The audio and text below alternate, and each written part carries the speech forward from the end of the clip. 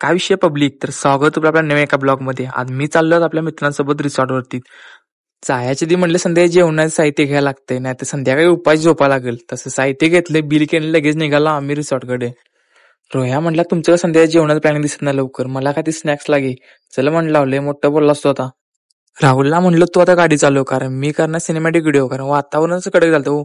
लगेच cinematic option काढून लगेच सिनेमॅटिक व्हिडिओ करून घेतली पहिला.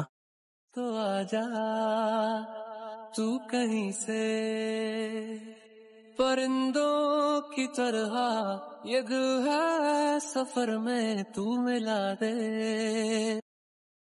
वातावरण बघून राहुल काय ग बसना, म्हणला माझा फोटो काढायला लागतात. तुझंच काय म्हणलं, सर्वांचे फोटो काढू.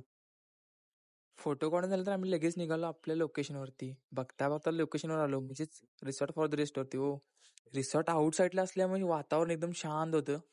आणि असं असलं मी ग बसतो. रोयाला म्हटलं पकड मोबाईल आणि काढ चांगला व्हिडिओ. त्या व्हिडिओने त्याला कंबरच मोडून घेतली असती.